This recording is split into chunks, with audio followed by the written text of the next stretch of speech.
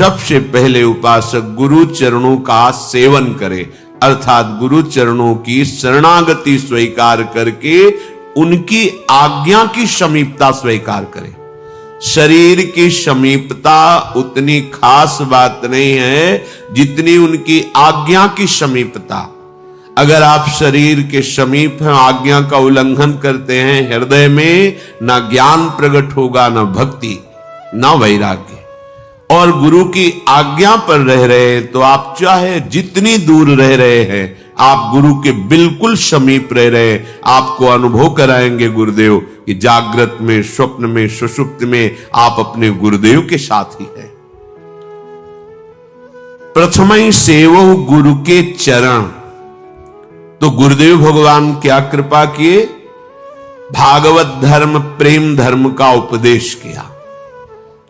जीवन की कमाई आपको दे रहे हैं, आप इसके बदले में केवल स्वीकृति कीजिए, स्वीकृति बस, और कुछ देने लायक है ही नहीं। आपका शरीर, आपके द्वारा कमाया हुआ धन, नाना प्रकार की भोग वस्तुएं, ये सब व्यवहारिक हैं, माइक हैं, तुम्हारे भाव के लिए भले स्वीकार करें, इनकी महत्ता नहीं है, सत्ता नहीं है। ये आज दिखाई देते, कल नहीं दिखाई देंगे, लेकिन भाव ये सिद्ध दिव्य वस्तु है। गुरुदेव ने जो उपदेश किया उससे भाव की प्राप्ति होती है। दास्य भाव, सख्य भाव, वात्सल्य भाव, कांता भाव, सहचरी भाव, जो जिस भाव वाला महापुरुष है उसके उपदेश से उसी भाव की पुष्टता होगी। जागृत होगा भाव, पुष्ट होगा और भावदेह की प्राप्ति होगी।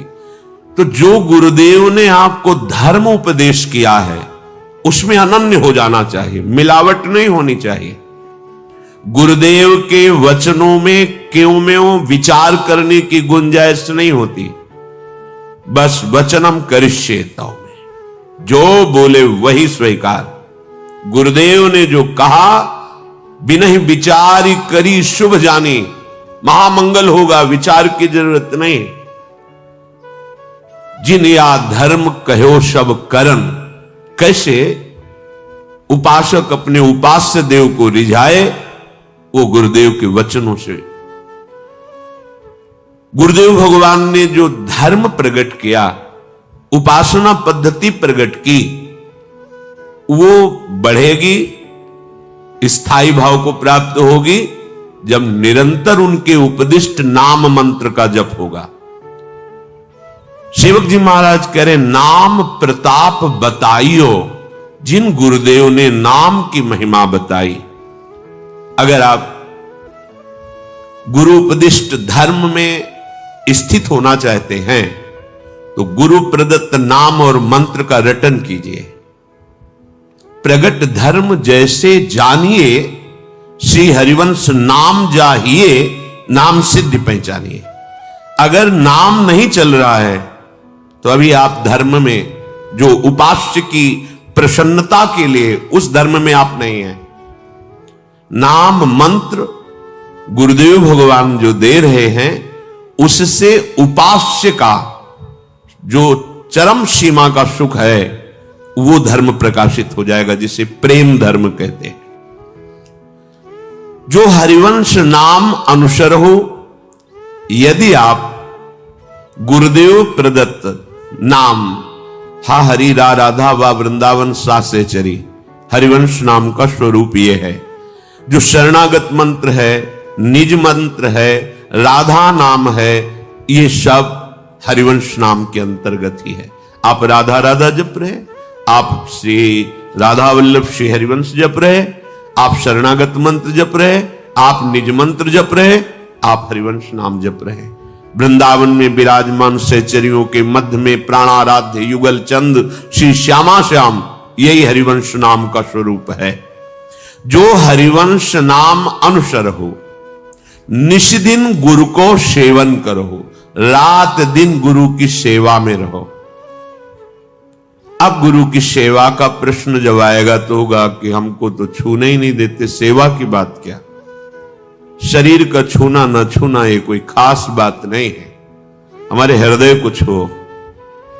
हमारे हृदय में जो गुरु परंपरा प्रदत्त नाम मंत्र है वो आपको मिला है।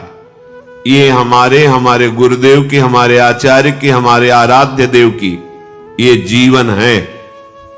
जैसे श्याम सुंदर राधा राधा, तो किशोरी जी श्यामेति सुंदर वरेति मनोहरेति, और सहचरियां राधा वल्लभ श्यामा श्याम श्यामा श्याम। वही परंपरा से इष्ट देव, आचार्य देव, गुरुदेव वही प्रदान किए। यदि हम नाम जप कर रहे, मंत्र जप कर रहे, उनकी आज्ञा में चल रहे, तो हम गुरुदेव की सेवा में रात दिन तत्पर है। जो हरिवंश नाम अनुसरहु निष्दिन गुरु को सेवन। अब यहां सावधानी की बात है। भगवत प्रेम प्राप्ति करने वाले उपासक का जीवन स्वयं का जीवन होता ही नहीं है। जैसे बिके हुए आदमी का कोई जीवन नहीं, वो तो जिसके हाथ बिक गया उसका जीवन है। तो जैसी रूप लाल हित हाथ बिकानी, निधि पाई मन मानी। हम तो बिक गए अपनी स्वामिनी के दुलार पे, कृपा पे। अनाधिकारी को भी वो बात प्रदान की जो न सोच है न समझ है, तो मांग कैसे सकते? मांग तो तभी सकते ना सोच समझ। सोच ही नहीं कि मुझे क्या मांगना चाहिए, और जो मिला वो अमोघ अहेतु की कृपा। निष्दिन गुरु को सेवन करो। रात दिन गुरु के लिए हमारा जीवन है। हम शयन करते हैं गुरुदेव के लिए, जगते हैं गुरुदेव के लिए। हमारा चलना फिरना, खाना पीना, बोलना सब गुरुदेव के लिए। क्यों? क्योंकि ये शरीर गुरुदेव को समर्पित है, इसलिए इसे स्वस्थ रखना, खिला पिला के गुरु आज्ञा का पालन करवाना, ये गुरु की सेवा का पात्र है। ना हमारा मन बचा, ना हमारा तन बचा, तो ना हमारे लिए 1 मिनट समय है सुसुख भोग का, न स्वसुख चेष्टा का। अब तो रात दिन बिका हुआ जीवन केवल आराध्य देव गुरुदेव की आज्ञा पर है। अगर हम नहीं चल पा रहे तो भी हमारा लक्ष्य है ये। हम चल नहीं पाए, हमारा लक्ष्य है। तो जिनके चरणों का आश्रय लिया है वो हमें सामर्थ्य प्रदान करेंगे। श्री हरिवंश नाम बल लाओ, उसी बल से हम रात दिन गुरु आज्ञा में व्यतीत। अहो भाग्य जो रात दिन गुरुदेव की आज्ञा में व्यतीत करता है, 1 मिनट भी आज्ञा से बिलक चेष्टा नहीं। सकल समर्पण प्राण धन, संपूर्ण अपनेपन का समर्पण गुरुदेव के चरणों में। सिर्फ अगर आपसे स्वप्न में भी कोई पूछे कि आपके पास क्या है, तो एक ही बात निकलनी चाहिए, गुरुदेव, गुरुदेव प्रदत्त आराध्य देव, बस श्यामा श्याम, मेरे पास और कुछ नहीं। गुरुदेव ने जो दिया उसके सिवा कुछ नहीं। न मेरा तन है, न मेरा मन है, न मेरे प्राण है, न मेरा कोई धन है। सकल समर्पण प्राण धन, अपना माना हुआ सर्वस्व गुरुदेव के चरणों में अर्पित कर देना। क्या? अपनापन। आपने रुपया दे दिया जिसे धन मानते हो, आपने कुछ फल फूल दे दिए, वस्त्र दे दिए, कुछ, और अपनापन बिल्कुल नहीं दिया, कुछ नहीं दिया आपने। और अपनापन दे दिया तो आपके पास बचा ही नहीं कुछ, सब कुछ गुरुदेव का। जैसे वीर शिवाजी से अपनापन देखने के लिए गुरुमंत्र देने के पहले समर्थ गुरु रामदास जी उनके दरबार में गए और कहा भिक्षाम दे। अरे गुरुदेव पधारे, क्या भिक्षा में दे? मेरे पास तो सब कुछ गुरुदेव का है। तो गुरुदेव की वस्तु गुरुदेव की, मैं भिक्षा देने वाला कौन होता हूं? तो पूरा कागज में सब खजाना, राज्य सब, और दस्तखत और झोली में डाल। हाँ ठीक है, जैसी आज्ञा है हमारी वैसे राज्य का शासन करो। तुम राजा नहीं हो, अब मेरे सेवक हो। चल, सकल समर्पण प्राण धन, इन्होंने सर्वस्व दे दिया। क्या? अपनापन। गुरुदेव केवल अपनापन झोली में लेके गए, राज खजाना वैभव और मैं परिवार सहित आपको समर्पित हूं, ठीक है, आप हमारे सेवक, अब सेवा करो प्रजा की, मैं ही सब रूपों में हूं, अखंड मंडलाकारम व्याप्तम, ऐसी भावना से तुम राजा हो ऐसा गर्व मत करना।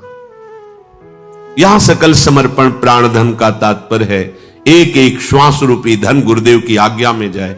अब हमारे जीवन का अस्तित्व नहीं, हमारा अस्तित्व गुरुदेव है। चाहे गृहस्थ हो हम, चाहे विरक्त हो, गृहस्थी के जितने कार्य हैं हम गुरुदेव की आज्ञा के अनुसार अपने आराध्य देव को समर्पित करते रहते हैं प्रतिपल। अब हमारे जीवन का अस्तित्व नहीं है।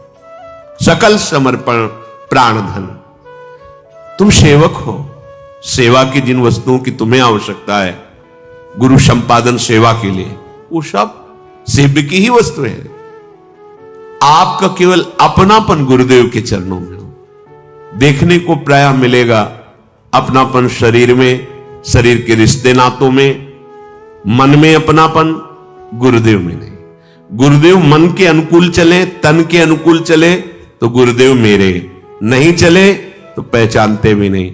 ये बात आपको आंतरिक भाव से समझनी पड़ेगी। सेवक जी महाराज जो कह रहे सकल समर्पण प्राण धन, अपनापन केवल गुरुदेव के। हमारा त्रिभुवन में कोई है तो गुरुदेव है, बस वही आराध्य देव गुरुदेव है।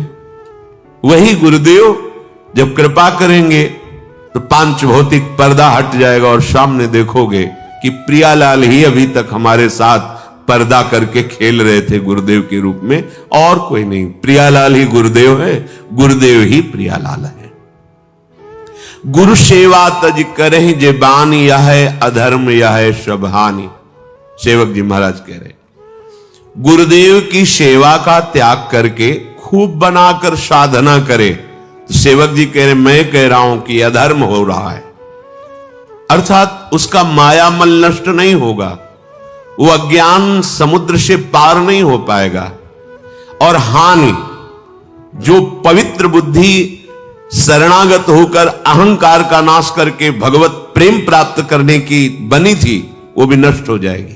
संस्कृति मूल शूल प्रद नाना, सकल शोक दायक अभिमाना, इस पर केवल गुरुदेव का अंकुश काम करता है।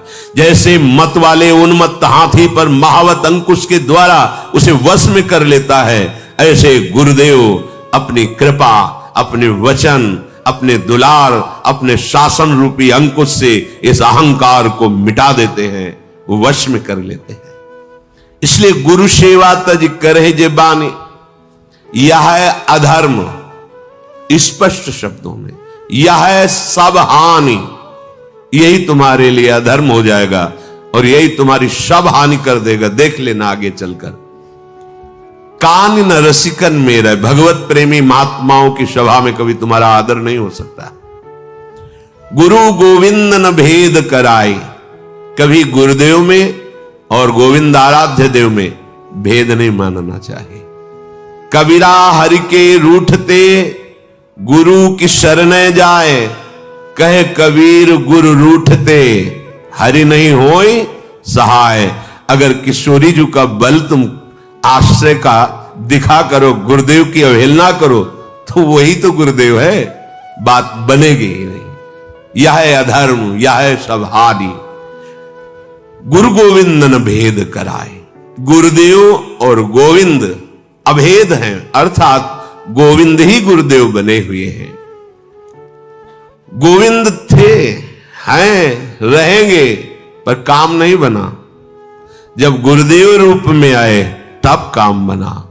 गुरु बिनु कौन बतावे बाट, भ्रांति पहाड़ी नदिया बिच में अहंकार की लाट। गुरु बिन कौन बतावे बाट, काम क्रोध दो पर्वत ठाढ़े, लोभ चोर संघात, मद मत्सर का मेघा बरसत, माया पवन बड़ ठाट।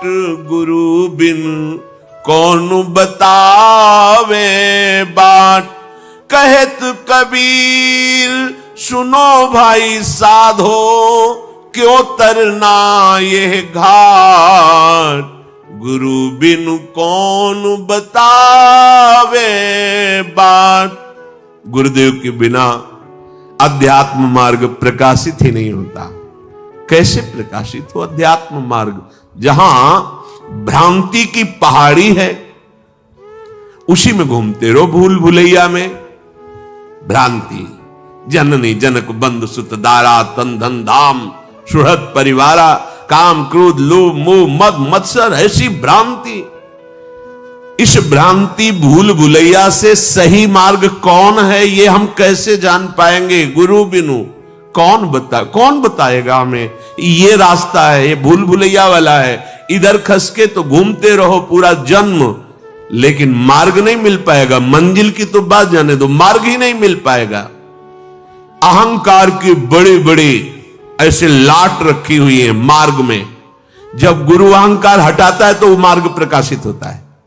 महापुरुषों के वचन, अहंकार की लाट, भ्रम की पहाड़ और ऐसी आसक्ति की नदियां बह रही हैं। कभी रसेंद्रीय आसक्ति, कभी जनेन्द्रीय की आसक्ति, नेत्रेंद्रीय की आसक्ति, घ्राणेन्द्रीय, त्वगेन्द्रीय, कितनी आसक्तियां ये नदी बह रही है। अहंकार की बड़ी बड़ी लाट रखी हुई है जहां से मार्ग जाना है हमें। और भ्रमात्मक भूल भुलैया ऐसी पहाड़ियां हैं, निकल ही नहीं सकते। गृह कारज नाना जंजाला, ते अति दुर्गम शैल विशाला। विशाल पर्वत, काम क्रोध ऐसे भयानक आक्रमण करते हैं हृदय में कि बुद्धि ही काम नहीं करती। क्रोध आ जाए तो फिर पता नहीं चलता पूज्य जन है, क्या करना चाहिए, क्या कहना चाहिए। लोभ इतना चोर है कि हमारे पूरे जीवन की श्वासें चुरा लेता है। ये मिल जाए, ये खा लूं, ये भोग लूं, ये देख लूं, ये प्रशंसा, ये पद, पूरा जीवन चुरा ले गया। मद मत्सर ये मेघ की तरह बरस कर हमें भिजोते रहते हैं। ऐसी मत्सरता, ईर्ष्या, जलन, ऐसा अहंकार, मद, मैं अमुक विद्वान, मैं अमुक ज्ञानी, मैं अमुक अमुक अमुक। माया की ऐसी हवा चल रही है जिसमें विकारों की इस धूल ऐसी है कुछ दिखाई ही नहीं देता। सदगुरु अंगुली पकड़ करके जब चलते हैं तो भूल भुलैया से, इस माया भ्रमात्मक मोहाशक्ति रूपी नदी से, धूल भरी वासनाओं की इस माया जनित आंधी से बड़ी बड़ी लाटों को हटाकर अध्यात्म मार्ग प्रकाशित कर देते हैं। इसलिए जितने भी भगवत मार्ग के पथिक हैं वो कह रहे हैं भजन करना भले सरल हो जाए, लेकिन गुरु में प्रीति करना बड़ा कठिन है। गुरु से लगन कठिन है भाई। वो लाट नहीं हटा पाओगे जहां से अध्यात्म जाना है। अहंकार, वो लाट और पुष्ट होती रहेगी। अहंकार ही मूल बंधन है और वो केवल गुरुदेव की तिनकी संगति रहत जाति कुल मद सब नन सही। गुरु से लगन कठिन है भाई, लगन लगे बिनु काज न सरी है। जीव पर ले हुए जाई, गुरु से लगन कठिन है भाई। महासंगस्तु दुर्लभ हो अगम्यो, अगर हो गया प्रीति गुरुदेव के उपदेश में, उनके आश्रय में, तो अमोघश्च देवर्षि नारद जी, अमोघश्च निश्चित तुम्हारी भव समुद्र से पार होना, भगवत प्राप्ति होना, भगवत प्रेम में डूबना निश्चित गति हो गई। गुरु से प्रीति होना सबसे कठिन बात है। कैसे प्रीति होती है? बोले स्वाति बूंद को रटे पपीहा, पिया पिया रट लाई। प्यासे प्राण जात है अब ही, और नीर नहीं भाई। गुरु से लगन कठिन है भाई। जैसे पपीहा स्वाति बूंद के लिए चोंच पसारता है, बस मर जाए किसी और जल को स्वीकार नहीं करता, ऐसी प्रीति गुरुदेव के चरणों में होती है। गुरुदेव भगवान का वर्ण कर लिया, यही हमारे ब्रह्मा है, यही हमारे विष्णु, यही हमारे महेश है। गुरुर ब्रह्मा गुरुर विष्णु गुरुर्देव महेश्वरा, गुरु साक्षात परब्रह्म तस्मै श्री गुरुवे नमः। अब कोई हमें कहे कि आओ हम तुम्हें परम पद पर सीधे विमान पे बैठालते हैं, तो नहीं, बने तो रघुवर ते बने, बिगड़े तो भरपूर, तुलसी और अंते बने ता बनवे पे धूर। अब तो गुरुदेव भगवान का वर्ण हो गया, जैसे पपीहा स्वाति बूंद को केवल प्राण निकल जाए पर अन्य जल में चोच नहीं मारेगा, चाहे वो भले परम पावन गंगा जल ही क्यों ना हो। ऐसी प्रीति जिसको अपने गुरुदेव के चरणों में होती है, लगन लगे बिनु काज न सरी है, ये परम पद जो प्राप्त होता है, ऐसे गुरु कृपा पात्र को ये न देखे कि ये गुरु आसक्त है, साधना तो करता नहीं है, पढ़े लिखे तो है नहीं, बस गुरु जी की लंगोटी धोता है, उनके पीछे पीछे डोलता है, इससे कुछ होता है? अरे बैठ के पद्मासन पे से। ऐसा ही आद्य गुरु भगवान शंकराचार्य जी के कुछ प्रधान शिष्यों को था, एक शिष्य उनकी शरीर सेवा में उनकी आज्ञा पे तत्पर रहते थे। गुरुदेव स्नान करके आए, आसन पर विराजमान हो गए और वो उनके वस्त्र प्रक्षालन, लंगोटी आदि, कभी वो बैठ करके शास्त्र स्वाध्याय या अपने गुरु भाइयों के बीच में शास्त्र वार्ता कभी नहीं करते थे। तो उनको लगता था कि ज्ञान मार्ग का इसे ज्ञान नहीं, गुरु में आसक्त है। किसी ब्रह्म सूत्र की व्याख्या के लिए आद्य गुरु भगवान शंकराचार्य जी से कहा, भगवान इस सूत्र की व्याख्या कर दो। तो उन्होंने कहा कि वो आ जाए, वस्त्र प्रक्षालन कर रहे हैं, क्या नाम था, त्रोटकाचार्य। बोले वो आ जाए, फिर बोले गुरु जी, पूज्य श्री मथुरा दास जी की, बोले गुरु जी इससे तो, उसको सुनाने से तो अच्छा किसी वृक्ष को सुना दो। तुमको लगा कि तुमने गुरु सेवा की महिमा ही नहीं समझी, अच्छा आ जाने दो। आए, बोले बेटा इस ब्रह्म सूत्र की व्याख्या करके, वही आद्य गुरु भगवान शंकराचार्य जी की गद्दी पर विराजमान हुए। गुरु सेवक, गुरु आसक्त चित्त को कोई भी ग्रंथ पंथ मंत्र ऐसा नहीं जो प्रकाशित ना हो जाए, बड़ी महिमा, अपार महिमा। पर गुरु से लगन कठिन है भाई। तो गुरु बिन कौन बतावे बाट, क्यों?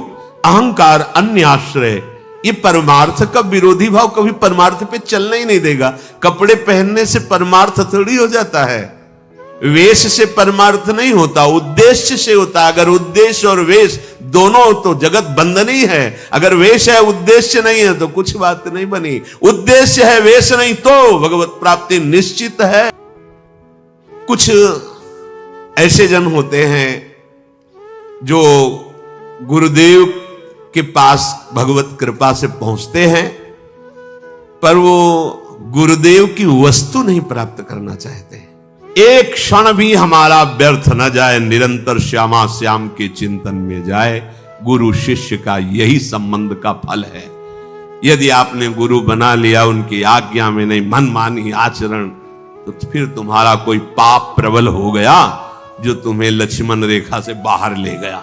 गुरु आज्ञा लक्ष्मण रेखा है। अगर गुरु आज्ञा में रहोगे, माया परास्त कर दे तो हमें बता देना के तभी आपको माया परास्त करेगी जब गुरु शब्द का उल्लंघन कर जाओगे, गुरु के उपदेश का उल्लंघन कर जाओगे तो बचोगे नहीं। घर में आके तुम्हें नष्ट कर देगी, घर में आके तुम्हें भ्रष्ट कर देगी, घर में आकर तुम्हें उपासना लायक नहीं रखेगी, देख लेना। और अगर गुरु आज्ञा पे चल रहे हो ना तो चौड़ी छाती करके घूमो, विश्व में कोई छू नहीं सकता। गुरु प्रसन्न साहब अनुकूला, मिटी सकल कल्पित भय सूला। देहाती भाषा में गुरु मेहरबान, चेला पहलवान। काम क्रोध लोभ मोह मत्सर ये कोई परास्त नहीं कर सकता। निश्चित समझो, चाहे जिस संप्रदाय का हो, चाहे जिस संप्रदाय का हो। हाँ, गुरुदेव के वचनों का पालन, गुरु वाणी का पालन करने वाले का कभी ऐसा नहीं हो सकता। बिल्कुल निश्चित समझो, हम वही चूक करते हैं जब हम आज्ञा का उल्लंघन करते, तभी हमें माया परास्त करती है।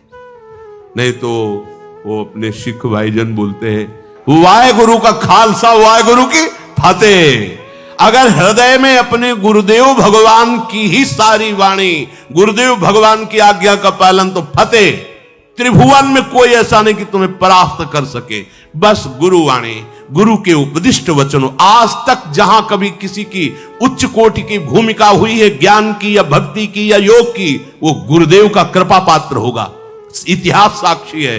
अहंकार से भले कुछ कर लो, लेकिन उसका परिणाम इसी भौतिक जगत में भले तुम थोड़ा यश प्राप्त करो, परिणाम में आपको चिदानंद रस की तत्व की प्राप्ति नहीं हो सकती। इसलिए जो हमारी वाणी है, जो हमारे आचार्य वाणी है, गुरुजनों की वाणी है, हम इनका स्वाध्याय करें, हम इनको सुने और अपने मार्ग को समझे और धैर्य पूर्वक इस पर चले। यही सबसे बड़ी गुरु पूजा है। अगर आप आए, फूल माला भेंट फल गृहस्थ हो, करो, पर आपने आज्ञा का उल्लंघन करके मनमानी आचरण, तो वो इसके लिए थोड़ी ये बेस बना है। तो भाई 2-4 किलो आम ले आए, कुछ भेंट पूजा कर दी और इसके बाद हो गई गुरु पूजा। और मनमानी आचरण, ये गुरु पूजा नहीं भाई। गुरु पूजा है श्यामा श्याम के समीप पहुंच जाना, यही गुरु का लक्ष्य है। तो गुरु की बताई हुई उपासना पद्धति से गुरु के हृदयाराध्य लक्ष्य को प्राप्त करना, यही सबसे बड़ी गुरु पूजा है। उनकी आज्ञा का पालन, उनके प्रदत्त नाम का जप, ये जीवन निर्वाह के लिए तो व्यवहार काल की सब चलता ही रहता है। अखिल कोटि ब्रह्मांडों का भरण पोषण करने वाले प्रभु अपने जनों का भरण पोषण किसी भी निमित्त से वो करते रहते। वस्तुतः गुरु आज्ञा पालन, गुरु मंत्र का जप, आचरणों पर दृष्टि कि कहीं गुरु विमुख दृष्टि तो नहीं जा रही, बदनिहाल हो जाओगे। क्योंकि सबके गुरुओं के गुरु भी लालजू महाराज है, और लालजू महाराज को भी जो सिखाती है वो हमारी प्रिया 64 कला प्रवीण, पिय को नाचन सिखवत प्यारी, हमारी वृंदावनेश्वरी। हाँ, बहुत भोरी भी है, रूप राशि, ओ अति चतुर शिरोमणि, अंग अंग सुकुमारी, आवत श्री वृषभाग। किसी भी बात के निश्चय को नहीं तोड़ना चाहिए। जैसे हमने निश्चय किया कि आज से हम एक बार खाएंगे, हमने निश्चय किया अब हम ये करेंगे, हमने फिसल गए, बार बार फिसल गए, बार बार अनिश्चय। ऐसा नहीं होना चाहिए। जो एक बार निश्चय करो, हम तो कहते हैं कि तुम करो ही मत निश्चय, जो आज्ञा हो उसके अनुसार चलो, पर यदि निश्चय करो तो फिर उसको टालो मत। जो प्रण लो, जो प्रतिज्ञा करो, जो निश्चय करो, उस पे चलो। कईयों को देखा है कि निश्चय करते हैं और फिसल जाते हैं, वो चल नहीं पाते हैं। तो ये भक्ति में दोष है। एक तो निश्चय करो ही मती, जो गुरु आज्ञा उसके अनुसार चलो, सहज ढंग से चलो। यदि निश्चय कर लिया कि बोले हम तो निश्चय कर लिया है कि अभी एक टाइम ही पाएंगे, और दबा के दोनों टाइम चल रहा है, तो फिर तुम्हारा निश्चय कैसा? हम ये करेंगे, हम ये करेंगे, हम ये करेंगे। अच्छा है, प्रयत्नशील रहो, लेकिन जो निश्चय करो उसे पक्का करो। संशय ना भगवान में, ना अपनी साधना में। असंयम, जो आप नियम से चल रहे हैं उसमें व्यवधान नहीं होना चाहिए, असंयम नहीं आना चाहिए। असहिष्णुता, थोड़ी सी बात में प्रत्युत्तर में दुखी हो जाना, जरा सा बात बोला नाक पे गुस्सा, सहनशीलता ना होना, ये भक्ति का बहुत बड़ा दोष है। और अपवित्र रहना, झूठे मुंह रहना, लघु शंका संभाल के करो, वस्त्रों में न गिरने पावे। और मूत्रेंद्री को जल से प्रक्षालन करो, फिर हाथ धो, फिर 3 बार आचमन करो। पवित्र रहो। शौचालय में जाओ, वही वस्त्र पहन के जाओ जिसको प्रक्षालित धो सकते हो, जितना धो सकते हो उतने वस्त्र पहनो। व्यवस्था है शौचालय की। अब ऐसा नहीं कि खेतों में जाना है। हम लोग जो बाहर जाते थे ना, पूरी केवल लंगोटी पहने, हाथ में कमंडल लिए और ऊपर साफा बांध लिया, क्योंकि लौट करके जो आना है वस्त्र धारण करके, वो मस्तक पर उसे पवित्र माना जाता था। ऐसे बांध लिया। अब भीषण ठंडी में अगर 3 बार स्नान, तो तीनों बार 1 किलोमीटर खेत में जाओ, 1 किलोमीटर लौट के आओ, उतने में पूरा शरीर ठंडा, और जो गंगा जी में डुबकी मारो तो परमानंद का अनुभव। अब तो बाथरूम में भैया बहुत पवित्र, लघु शंका, शौच आदि की पवित्रता, और जूठे मुंह कि कुछ भी मुंह में डाल के चबाने लगे, नहीं। चरणामृत और भगवत प्रसाद इससे जूठा नहीं माना जाता। चरणामृत पी लिया तो आचमन की जरूरत नहीं, भगवान के प्रसाद का किनका ले लिया तो आचमन की जरूरत नहीं, मंत्र जप सकते हो। हर समय पवित्र रहना चाहिए, अपवित्रता भक्ति का दोष है। और प्रसिद्धि पुजवाने की इच्छा, लोग हमें जाने, हमारा सम्मान करें, ये भक्ति का बहुत बड़ा दोष है। सम्मानम कल्याति घोर गर्लम नीचापमानम सुधा, श्री राधा मुरली धरो वत्स के वृंदावन मात्यज। ए भाई, सम्मान को घोर विष समझो, नीच पुरुषों द्वारा किए हुए अपमान को अमृत समझो, और श्री राधा माधव का निरंतर भजन करते हुए वृंदावन धाम का वास स्वीकार करो। प्रसिद्धि, पुजवाने की इच्छा और मान की चाह, ये बहुत बड़ा दोष है जो साधक को पतित ही कर देता है। इसलिए तुम्हें कोई प्रणाम करे तो तुम पहले उसमें भगवत भाव करके प्रणाम करो, ना कहने की जरूरत नहीं। हमारा नियम है कि हम पैर नहीं छुआते, तो हम आपसे प्रार्थना कर देते हैं और आपको प्रणाम करते हैं मानसिक। यदि आप जबरदस्ती छू लेते हैं तो हमारी कोई हानि नहीं है, आपका भाव है, आप है। पर अगर संत संतुष्ट होते हैं चरण छूने से, तो 5 कदम दूरी से प्रणाम करो, छुओ ही मती, कुछ नहीं, भजन से होगा, भजन से। संत समागम का जो लाभ है उनके वचनों के अनुसार चलने का है। किसी से घृणा मत करो, सब में परमात्मा विराजमान है, घोर पापी में भी भगवान की भावना करो। घृणा मत किसी से करो, इसका मतलब संग नहीं करना, संग नहीं करना, पर घृणा भी नहीं करना।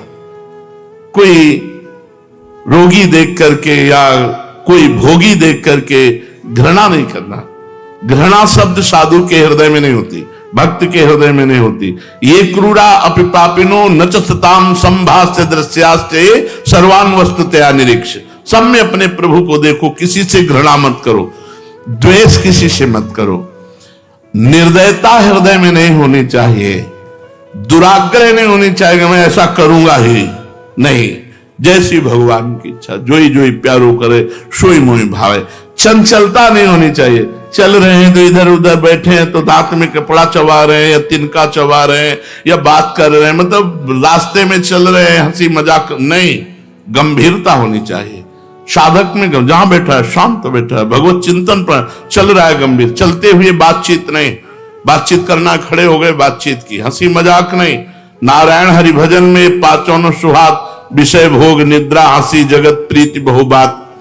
जल्दीबाजी से कोई काम न करे, पूछा लगा रहे आराम आराम से, पात्र मार्जन करे आराम आराम, जब ये करना वो करना, जल्दीबाजी नहीं।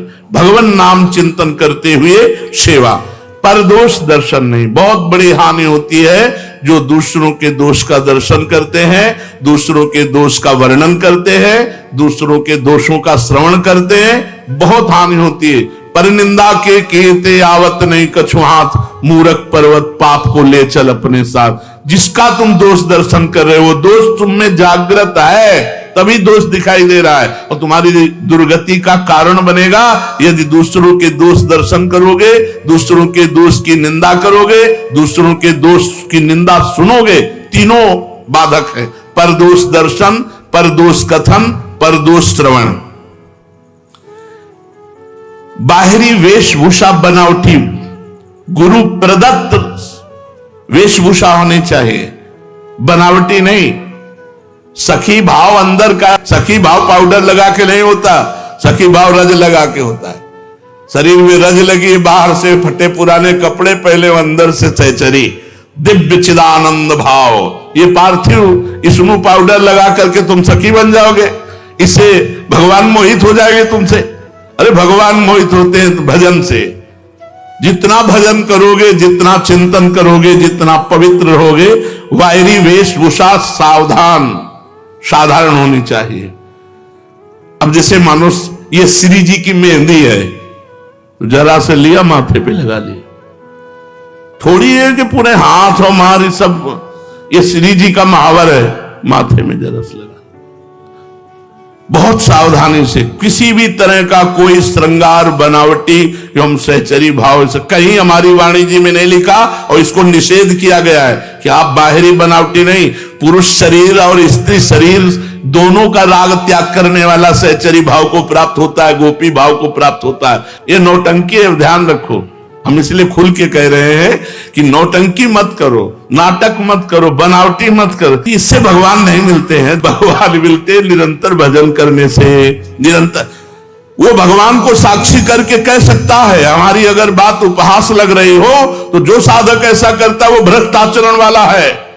भगवान को साक्षी करके वो बोले, हृदय को साक्षी करके कि मैं पवित्र हूं, हो ही नहीं सकता। रजोगुण तुरंत काम पैदा करके उसे भ्रष्ट कर देगा। इसलिए हमारे रसिकों को देखो, कर करवा कामरी कांधे पे, विशाखा सखी का अवतार हरिराम व्यास जी क्या बोल रहे और कैसे रहे?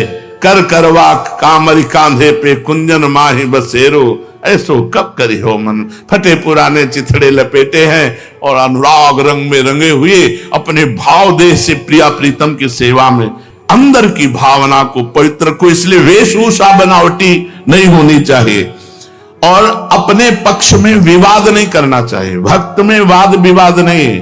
तुम्हारी मति तुम जानो, तुम्हारी हमसे पूछो तो हमारी मति ये है, आपको पसंद नहीं, आप अपनी मति से चलिए। वाद विवाद नहीं, शास्त्रार्थ नहीं और शरीर की आराम की चाह नहीं।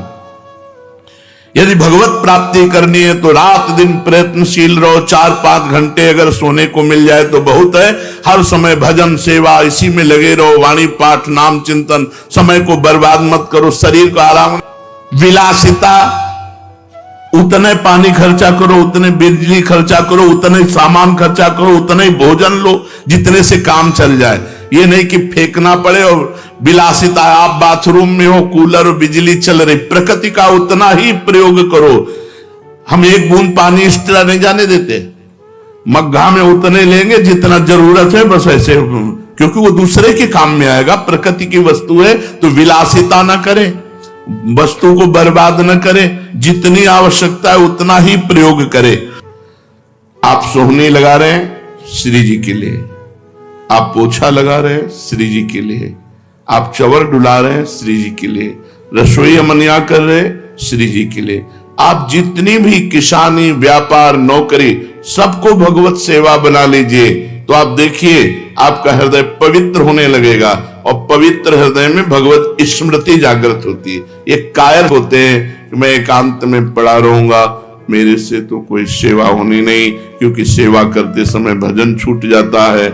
ये भजनानंदी का लक्षण नहीं है। सिद्ध माधवदास बाबा ब्रजमंडल में जब आए तो एक आश्रम में रुके, तो पहले पूछा मुझे सेवा बताइए, तो उनका आप वृद्ध हो, आपकी कोई सेवा नहीं, तो उनका मैं आश्रम में नहीं रुकूंगा। तो उनका नहीं, आश्रम में तो रुके, संत हो आप। ये नहीं जानते थे सिद्ध माधवदास बाबा जगन्नाथपुरी के हैं। तो उन्होंने कहा फिर मैं सेवा देता हूं कंडा थापने की। तो कंडा थापते गाय के गोबर के, और उन्हीं के लिखे हुए ग्रंथ जय जय जगन्नाथ का वहां कथा हो रही थी। कोई नहीं जानता था कि रचयिता और सिद्ध पुरुष कंडा थाप रहा है। जब वहां के संत लोग और आए और देखा माधवदास बाबा साष्टांग दंडवत, लोगों ने पूछा कोई ये विशेष है? अरे बोले सिद्ध महापुरुष है जगन्नाथपुरी के माधवदास बाबा। अरे माधवदास बाबा है। एक वयोवृद्ध भगवत प्राप्त महात्मा बिना सेवा के आश्रम में नहीं टिकता। हम लोग जवान हो करके खाना चाहते हैं अच्छा अच्छा, पहनना चाहते हैं अच्छा अच्छा, ये कायरता है, ये भक्ति नहीं है। भक्ति का प्रधान गुण है शरीर से सेवा और मन से सुमिरन। सेवा और सुमिरन दो के द्वारा ही भगवत प्राप्ति होती है। अगर बाहरी सेवाएं हम गुरु सेवा, भक्त सेवा, संत सेवा, भगवत सेवा ना करें तो आंतरिक भजन स्टार्ट ही नहीं हो सकता, चल ही नहीं सकता। आप देख लीजिए, आंतरिक भजन तभी चलता है जब हमारे पाप नष्ट होते हैं। बाहरी सेवाओं से शरीर के द्वारा किए हुए स्थूल पाप नष्ट हो जाते हैं। फिर अंदर जब सूक्ष्म चिंतन होता है तो पाप की प्रवृत्ति भी नष्ट हो जाती है, फिर विक्षेप रहित भजन होता है। तो भक्ति मार्ग में प्रधान गुण है भगवत सेवा और भगवत भजन। भगवत सेवा में समाज सेवा, गुरु सेवा, माता पिता की सेवा, ठाकुर सेवा, ये सब भगवत भाव से की जाए, वो सेवा और सुमिरन, ये दो प्रधान अंग हैं। जैसे पक्षी आकाश में उड़ता है तो दो पंखों से उड़ता है, ऐसे भक्ति मार्ग में साधक जो चलता है उसके जीवन में दो बात होनी ही चाहिए, एक तो सेवा और दूसरा भजन। इसीलिए हनुमान जी महाराज ने कहा, कह हनुमंत विपत्ति प्रभु सोई, जब तो सुमिरन और भजन न होई। भजन माने सेवा, भज धातु सेवा है। हम जब तक स्मृति और सेवा, भगवत स्मृति एक तार और सेवा नहीं चलती, तब तक वो परम पवित्र महापुण्यमय होकर भगवान को प्राप्त नहीं होता। इसलिए जीवन में सेवा के बिना नहीं रहना चाहिए। हमने वयोवृद्ध संतों को भी देखा है कि कुछ नहीं है तो थोड़ा हाथ हिला के पोछा ही लगा दिया, सेवा के बिना नहीं। सेवा के बिना जीवन अधूरा। भक्त का, हम ज्ञानी की बात नहीं करते हैं, हम ब्रह्माष्टमी की, वो किसकी सेवा करें, लेकिन भक्त दासत्व भाव से युक्त है, इसलिए उसको सेवा अवश्य करनी चाहिए। श्वास श्वास में भगवान का नाम और शरीर से सेवा, सारे सद्गुण दैवी संपदा अपने आप आ जाएगी, आपको बुलानी नहीं पड़ेगी। श्वास श्वास पे नाम और शरीर से भगवत सेवा। जितने भागवतिक गुण हैं जिनसे भगवान प्रसन्न होते हैं, उन सद्गुणों का सृजन भगवान की कृपा से अपने आप आपके हृदय में हो जाएगा। आपको दो बातें संभालनी, श्वास श्वास में नाम और शरीर से भगवत सेवा। श्वासा पलटे नाम बिन धिक जीवन संसार। अगर एक भी श्वास खाली गई तो धिक्कार है हमारी उस श्वास को जिसमें भगवान का स्मरण नहीं हुआ। एक भी क्षण हमारा सेवा सुमिरन से विलग न रहे। सेवा में कितना महान सुख है और सुमिरन में कितना महान सुख है कि हमारे इष्ट देव भी श्यामा श्याम परस्पर सेवा और सुमिरन में मगन रहते हैं। श्री जी लालजू का नाम जपती हैं, श्यामेति सुंदर वरेति मनोहरेति कंदर्प कोटि ललितेति सुनागरेति सोत्कंठ मन निगृणति मुहुरा कुलाक्षे साराधिका मय कदा भवेत प्रसन्ना। स्वामिनी जी अश्रु पुलकित होकर के श्री लालजू का नाम जप करती हैं, श्यामेति सुंदर वरेति मनोहरेति। और दूसरा, मधुमयी नाम की वीणा कर कमल में लेकर के लालजू के गुणों का गायन करती है। और लालजू महाराज प्यारीजू का नाम जपते हैं, जपत हरि विवश तव नाम प्रतिपद विमल मनुष्य तव ध्यानते निमिष नहीं तरिबो। और जस गाते हैं, तो जस कोटि ब्रह्मांड विराजय श्री राधे। उपासक ये देखे कि जब इष्ट देव परस्पर नाम जप कर रहे हैं तो श्यामे नित्य, अगर लाडली जू तो लालजू महाराज राधा राधा राधा राधा राधा। कितना सुख है सुमिरन में, कितना सुख है।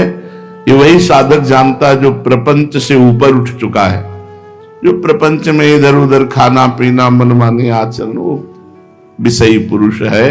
वो चाहे जिस भेष में हो, वो भगवद आनंद का स्पर्श भी नहीं कर सकता। दो बातें खास देखनी है, अपने इष्ट का सुमिरन और इष्ट भाव से संपूर्ण संसार में जो सेवा मिल जाए। तै निज भजन कनक तन जोवन लियो मनोहर मोल राधा प्यारी तेरे नयन सनोल। तै निज भजन कनक तन जोवन लियो मनोहर मोल। भक्ति का प्रधान विघ्न क्या है? ये भक्ति का सबसे बड़ा गुण कौन है? सेवा और सुमिरन। इसी से सारे सद्गुण आ जाते हैं। भक्त कौन है? जो शास्त्र और गुरु की आज्ञा के अनुसार चलता है और निरंतर भगवत चिंतन परायण है। अब भक्ति का प्रधान विघ्न क्या है? यद्यपि विघ्नों का विस्तार है, पर कुछ विघ्न जिनको हम समझ सकते हैं। विघ्नों का तो भंडार माया ही संपूर्ण विघ्नमय है। आहार दोष, बुरी कमाई, बेईमानी का, दूसरे के हक का यदि अन्न है तो भगवत चिंतन नहीं होने देगा। साधु का आकाश वृत्ति, माधुकरी वृत्ति, इन दो वृत्तियों से ही जीवन चलावे। आकाश वृत्ति स्वयं जो मिल जाए, माधुकरी वृत्ति 5-7 घरों में मांग कर खाए। गृहस्थ सच्ची कमाई का, पवित्र धन का, पवित्र अन्न रांध कर भगवान को भोग लगाकर प्रसाद रूप में पाए तो आहार दोष से मुक्त हो जाएगा। आहार दोष ये भक्ति का प्रथम दोष है जो भजन नहीं होने देगा।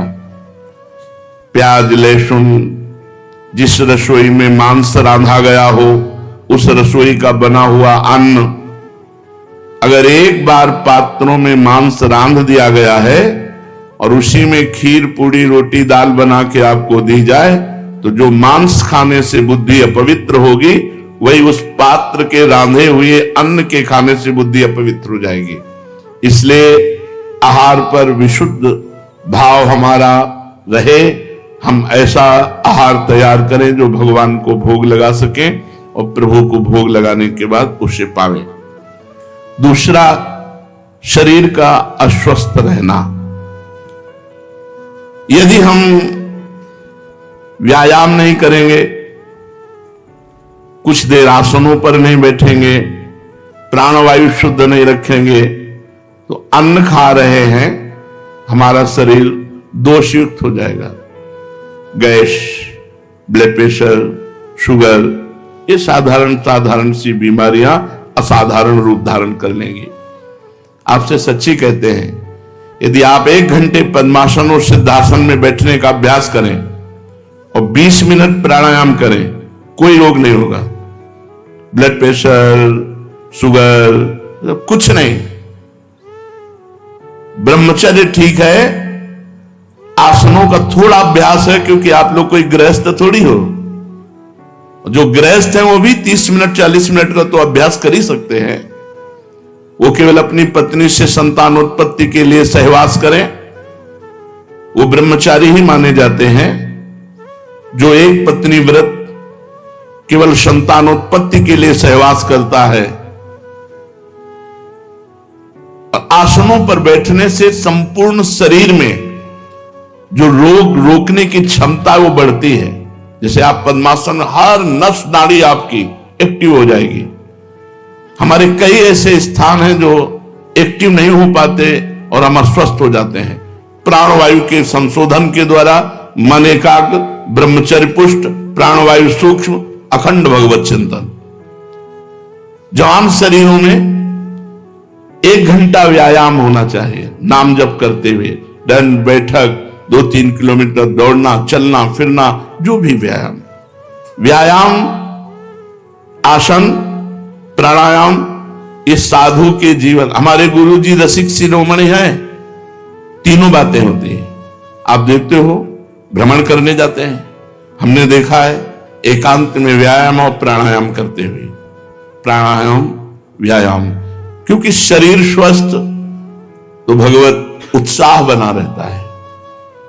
दोनों किडनी फेल हैं, समस्या ही समस्या है। पर यदि पूर्व से साधन पक्ष ना होता तो हम तुम्हारे सामने बोल नहीं सकते थे। लेकिन आज भी अपने टाइम से साधना में बैठते हैं, तब टाइम से उठते हैं। ज्यादा देर बैठने की क्षमता नहीं रहती तो सोफा का आश्रय ले लेते हैं, पीठ ऐसे लगी रहे। साधन पर शिथिलता मतलब मृत्यु। शरीर जमुआई आ रही है, ये रोग हो गया, वो हर रोग को शासन में लेने के लिए आसन और प्राणायाम है, आप करके देख लो। हर रोग को शासन में, जब आपका कफ ठीक हो जाएगा और पित्त ठीक हो जाएगा और वायु ठीक हो जाएगी तो आपका शरीर फूल जैसा हो जाएगा, स्वस्थ हो जाएगा। बिगड़ता यही तीन है और तीनों को शासन में लेने के लिए पर्याप्त है आसन और प्राणायाम। ये कौन करता है? तो कितना आपके अंदर चिंतन चलता है, धुआंधार चिंतन चलता है। जिस समय आपकी प्राणवायु सूक्ष्म होगी, एक एक श्वास में 10-10 बार नाम, 20-20 नाम, जरूर अस्वस्थता शरीर में ना आने पाए। यावत स्वस्थमिदम कलेवरम यावच्च दूरे जरा। स्वस्थमिदम कलेवरम, इदम कलेवरम, ये शरीर यदि स्वस्थ है, बहुत बढ़िया भजन, भजनानंदी के लिए नहीं, भोगी पुरुष के लिए तो भोगों में उतर जाएगा। साधक को चाहिए, मान लो हमारी बात, व्यायाम जरूर करो, 20-30 मिनट ही व्यायाम करो और 10-20 मिनट प्राणायाम करो, जरूर करो। मान लो, नाम राधा राधा रटते हुए प्राणवायु का संशोधन, आप तेजस्वी रहेंगे। अधिक से अधिक दूसरों की सेवा करने की प्रवृत्ति रखे। साधक कोई मनोरंजन न करे कि अब सेवा हो गई और अपने कमरे में गए हो, स्मार्ट मोबाइल है, जो मन आया सो देखा, मनोरंजन किया। अब कदापि नहीं। उतने 10 मिनट 20 मिनट में 24 घंटा के भजन पर पानी फेर देगा मोबाइल। तुम्हारे अंदर वही कामनाएं जागृत हो जाएंगी जो दृश्य देखोगे। बड़ा चिंतन का खेल होता है। डर लगता है कि यार कोई भी बात काल में पहुंचेगी, मन उसको साकार रूप से दिखाई देने लगेगा, मनोरंजन में न फंसे। नहीं, जो दृश्य देखोगे मन वही दृश्य में फंसा देगा। कुसंग ना होने पावे। जो भगवत विमुख जन शराब पीते हैं, मांस खाते हैं, नाना प्रकार के कुविचारों से युक्त हैं, ऐसे लोगों का संग ना होने पावे। साधना के प्रतिकूल कभी कोई क्रिया ना होने पावे। अनावश्यक कोई साहित्य ना पढ़िए। गुरुजनों का कभी तिरस्कार ना होने पावे और सदैव भगवत चिंतन में बना रहे। इन दोषों का त्याग करके वही भगवान को सहज में प्राप्त कर सकता है। शेष चर्चा आगे। श्री राधा।